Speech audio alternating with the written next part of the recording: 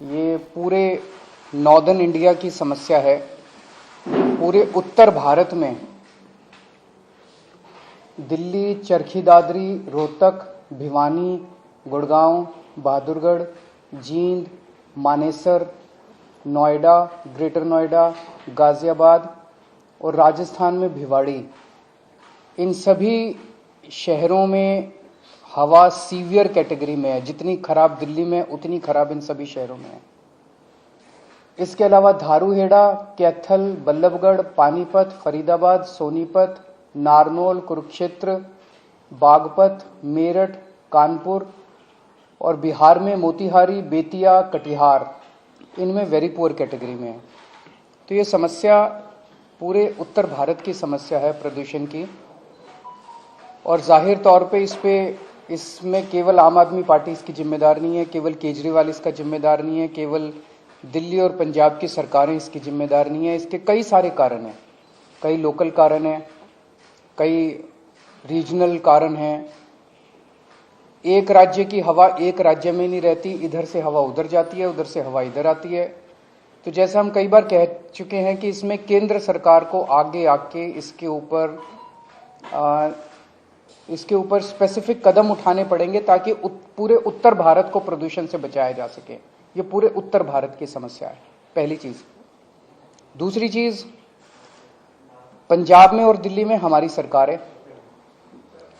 ये वक्त finger Poynting का नहीं है, ब्लेम गेम का नहीं है, एक दूसरे को गाली देने का नहीं है, इतने सेंसिटिव मुद्दे पे राजनीति करने का नहीं है। उससे समाधान नहीं निकलता। हम करते रहे राजनीति, वो कहते रहे केजरीवाल जिम्मेदार है, हम कहते रहे वो जिम्मेदार है, इससे कोई समाधान तो नहीं निकलता। जनता को इससे फायदा तो नहीं होता। जनता को तो समाधान चाहिए। पंजाब में पराली जल रही है, हम मानते हैं पंजाब में पराली जल रही है, इसके लिए किसान जिम्मेदार नहीं है। किसानों को समाधान चाहिए। किसानों को जिस दिन समाधान मिल जाएगा वो पराली जलाना बंद कर देंगे।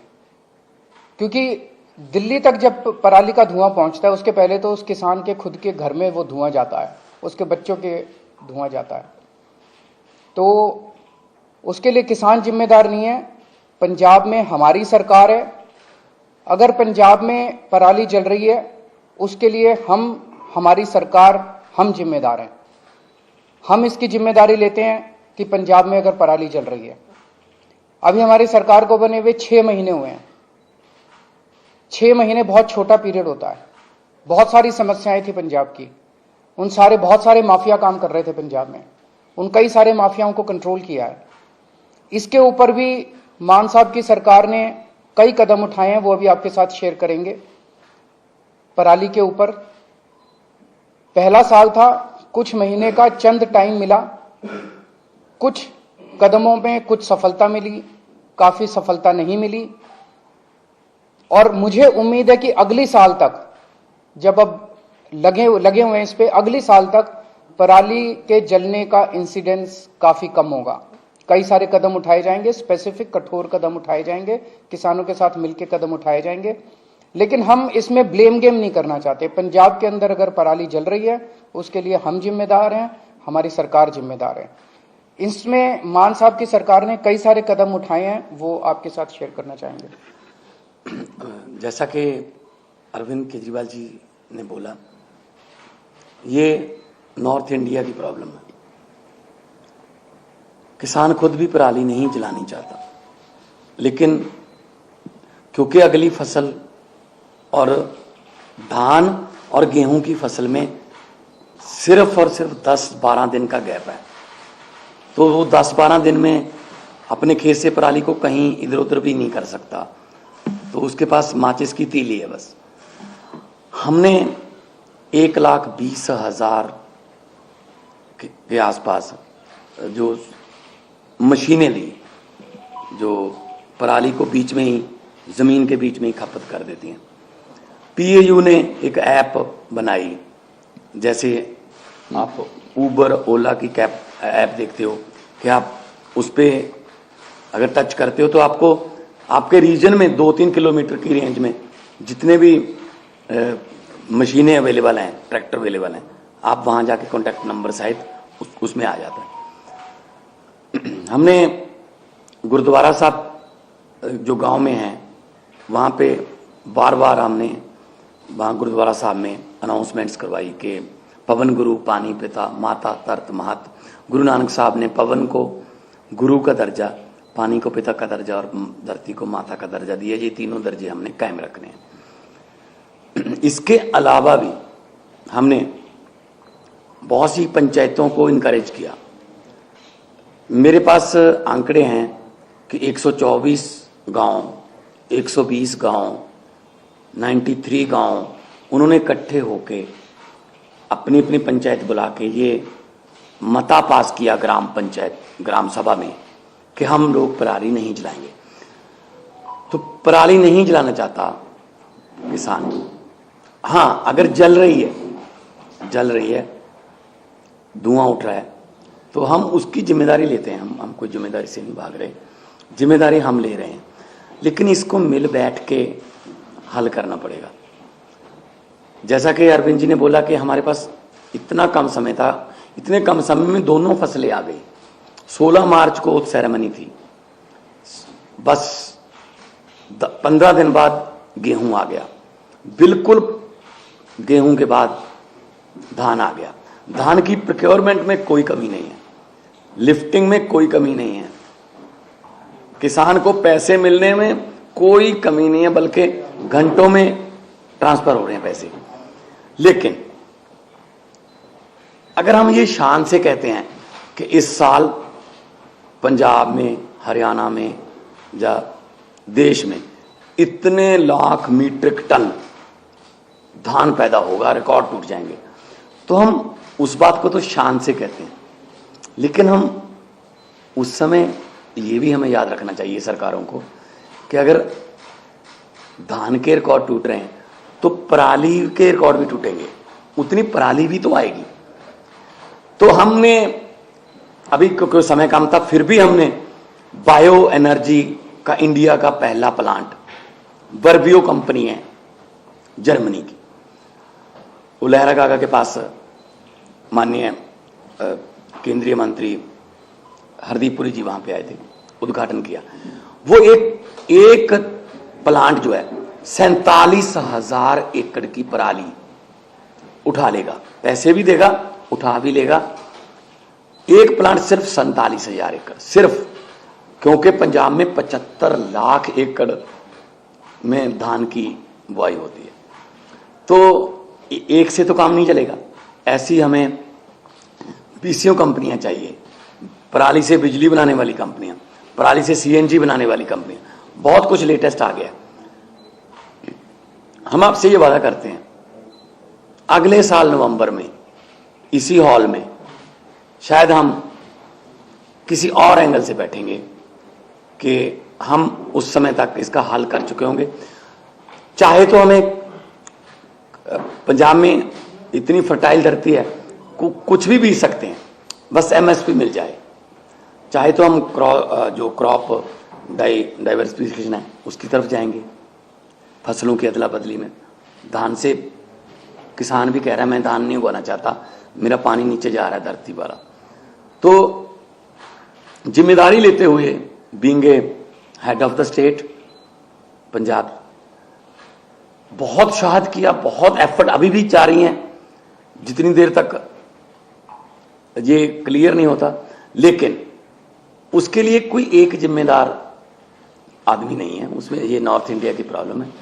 और अगले साल तक हमने अभी से लग गए हैं कि अगले साल बहुत सा एरिया, बहुत, अभी मैंने 75 लाख एकड़ बोला है, 35 लाख एकड़ में पराली नहीं जलती, सिर्फ 40 लाख एकड़ में जलती है। 40 लाख एकड़ को भी हम कोशिश करेंगे कि कहीं और किसी और फसल का बदलाव हो जाए, किसान को उतना ही पैसे जितना धान बीज कर 1 एकड़ से उसकी कमाई होती है किसी और फसल से हो जाए, चाहे तो वो सरसों हो, चाहे बाजरा हो, सूरजमुखी हो, पॉपुलर हो, सब्जियां हो, लेकिन मार्केटिंग चाहिए। तो इसके लिए हमने अभी से काम शुरू कर दिया। तो मैं एक बार फिर ये कहना चाहता हूँ कि सेंटर सरकार को मिलकर बैठना चाहिए।